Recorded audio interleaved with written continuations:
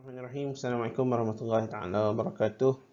Okey, kita sambung dalam bab seterusnya dalam subjek sains dan teknologi Islam, iaitu ciri dan matlamat sains dan teknologi Islam. Okey.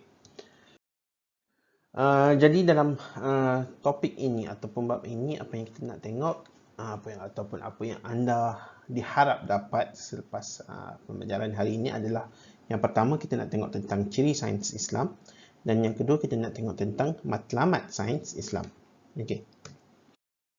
So, sains Islam. Okey, so sains Islam itu adalah sains yang lahir dari sumbangan dan dukungan ahli sains Islam yang bersifat teologisma. Teologisma itu maknanya bahasa mudahnya ada berkaitan dengan agama, kan? Dan berteraskan etika rabbaniyah, kan? Maknanya ada elemen ketuhanan di situ, kan? Jadi ciri sains Islam itu ada beberapa ciri lah. Jadi pada hari ini kita akan bincangkan ada 4, kan? Yang pertama saintifik, yang kedua keagamaan, yang ketiga universal, dan yang keempat sepadu. Okey. So yang pertama keagamaan. Okey. So sains dan teknologi Islam itu dia berprinsipkan kepada tauhid, kan? Kita sudah bincangkan apa itu tauhid, kan? Dan dia bersifat rabbani, maknanya adanya elemen ketuhanan di situ, kan? Dan keagamaan itu, sains dan teknologi Islam itu ada integrasi ilmu, kan? Ada integrasi ilmu antara ilmu duniawi dan juga ukhrawi, kan? Jadi dalam prinsip ataupun prinsip keagamaan ini, kita fahami bahawa Allah itu sebagai punca ataupun the first cause untuk setiap kejadian dan fenomena alam, kan? Sebab kita percaya bahawa Allah itulah yang menciptakan segala sesuatu, kan? Maknanya bila mana kita mengatakan bahawa Allah yang menciptakan segala sesuatu, maknanya dia adalah the first cause, kan?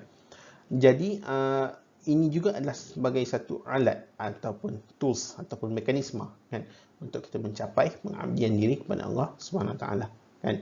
Dan sains dan teknologi Islam ini pada konteks keagamaan itu terikat dengan syariat, kan? Maknanya penyelidikan ataupun kajian yang kita lakukan itu, etika-etikanya tidak boleh bertentang dengan syariat, kan? Dalam topik-topik yang akhir akan kita bincangkan tentang beberapa kemajuan sains contohnya, kan, yang bukan saja bertentangan dengan syariat tapi juga bertentangan dengan etika normal kehidupan manusia, kan? Okey, dalam surah Ar-Ra'd ayat 11, Allah SWT berfirman, bagi manusia ada malaikat yang selalu mengikutinya bergiliran, kan? Di muka dan di belakangnya, mereka menjaganya atas perintah Allah.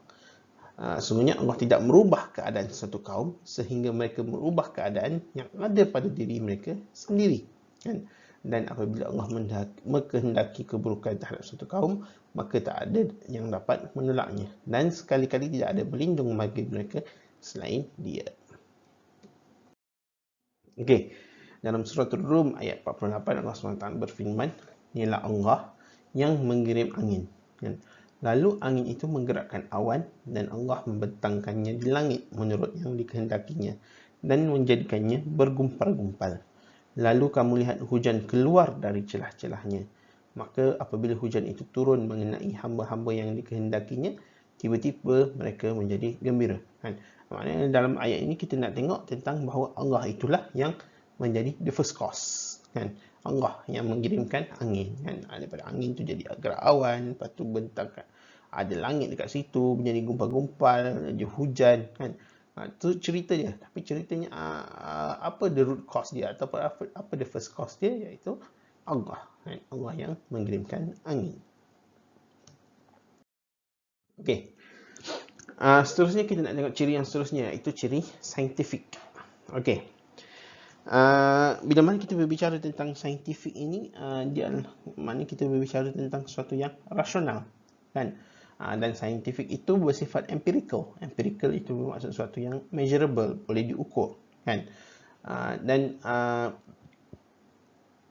measurement ataupun empirical measurement ini telah diperkenalkan sejak abad ke-10 masih lagi. Adanya alat, formula dan bahan-bahan kajian dalam bentuk klinikal, kan. Dan konteks saintis Islam itu dia menggunakan kaedah penganalisaan dan gunakan kaedah sintesis ke atas sumber-sumber tamadun terdahulu. Okey. So bentuknya juga sejagat, melibatkan pelbagai bangsa, agama, bahasa, tamadun, wilayah, zaman dan sebagainya. Kan? Maknanya kita bukan berbicara hanya bangsa Arab yang menguasai sains contohnya, ataupun hanya umat Islam yang menguasai sains contohnya. Tidak. Kan? Ketika zaman kegemilangan Baghdad contohnya, kan? Pelbagai agama, bangsa, tamadun datang ke situ, bukan hanya sekadar Muslim, tidak, kan? Tetapi orang pelbagai agama dan bangsa yang datang dan memajukan sains. Okey. Jadi tujuan terakhir dari keputusan sains itu apa? Tujuannya adalah dalam konteks kita sebagai seorang Muslim adalah untuk mencari pembuktian kebenaran Allah SWT. Okey. So bagaimana nak membuktikan kajian sains itu berdasarkan Al-Quran? So yang pertama, objektif, kan? Objektif itu bermaksud kita objektif, tidak berpihak, kan? Kita bersifat adil, bersifat tepat. Okey. Yang kedua, dia haruslah logik, kan? Alat berfikir secara ilmiah atau sesusun bagi mencari kebenaran. Ada logical thinking dekat situ, kan? Seterusnya adalah empirical, kan? So data atau evidence, dapatanlah yang diperolehi melalui eksperimen dan pemerhatian, kan? Dan seterusnya sintesis. Sintesis itu adalah gabungan antara pemikiran dan penemuan yang berbeza sebagai yang baru, sesuatu yang baru atau menyeluruh, kan? Dan kita lakukan proses analisis, kan? Kita pecahkan persoalan sains itu secara terperinci untuk menghasilkan banyak maklumat dan data. Okey. Ciri yang ketiga dan keempat adalah universal dan sepadu. So, universal maksudnya apa? Maksudnya Islam itu menerima kajian oleh sesiapa saja, kan? Selagi ia selari, tidak bertentangan dengan matlamat sains Islam. Okey. So, dan seterusnya, ciri yang seterusnya adalah sepadu dan harmoni. Okey. Maknanya perlu ada keseimbangan antara jasmani, rohani, spiritual, material, fardu ain dan fardu kifayah, kan? Kita tak boleh fokuskan hanya kepada jasmani saja contohnya, ataupun rohani saja contohnya. Dia perlu ada keseimbangan, kan? Dia ada perlu integration, kan? Istilah sepadu, integration and harmony and harmonization. Okey, jadi seperti yang kita sudah bincangkan sebelum ini, matlamat sains Islam itu adalah bukan sekadar dunia ataupun bukan sekadar akhirat, tidak, kan? Tetapi kita cuba nak capai dua-dua, iaitu duniawi dan juga ukhrawi. Okey. Jadi terdapat pelbagai matlamat sains Islam ini, matlamat sains dan teknologi dalam Islam ini yang boleh kita fikirkan, kan?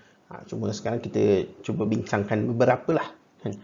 So yang pertama, kita nak penuhi tuntutan agama, kan? Maknanya sains dan teknologi ini merupakan satu mekanisme untuk kita memenuhi tuntutan agama, kan? Ia adalah satu tuntutan fardu kifayah, kan? Yang kedua, kita nak menyelesaikan masalah umat manusia, kan?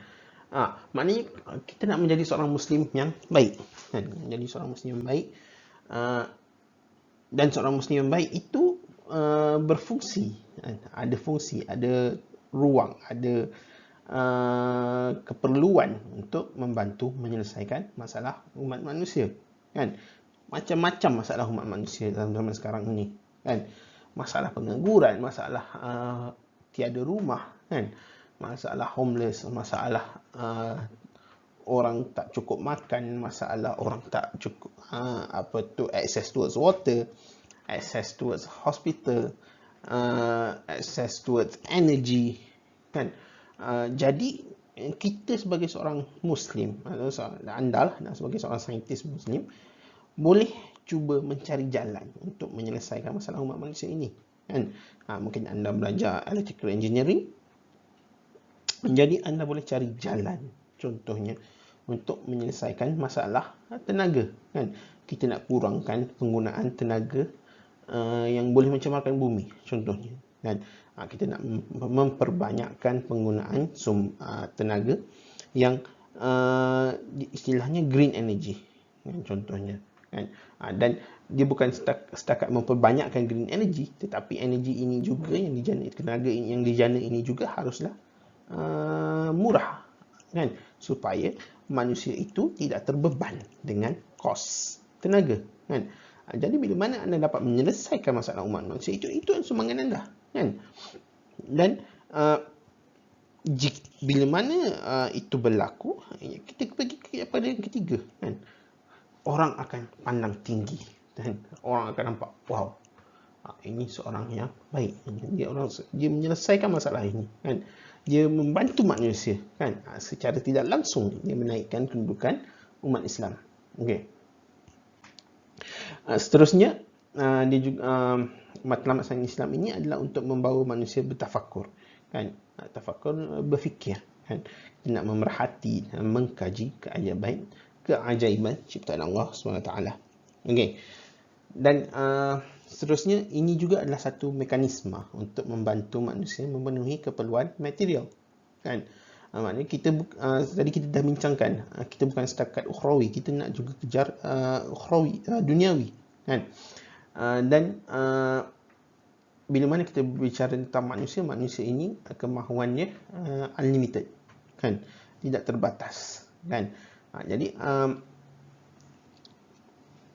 bagaimana anda sebagai seorang saintis contohnya, atau seorang pengkaji contohnya, dapat melakukan sesuatu atau mencipta sesuatu yang memenuhi keperluan material manusia, di mana mungkin perkara itu adalah sesuatu yang anda cipta dengan kos yang rendah contohnya, kan. Selain itu, matlamat sains Islam juga untuk mengambil iktibar daripada saintis Muslim terdahulu, kan. Bagaimana saintis Muslim terdahulu boleh dikatakan mereka inilah yang menguasai pentas sains, kan.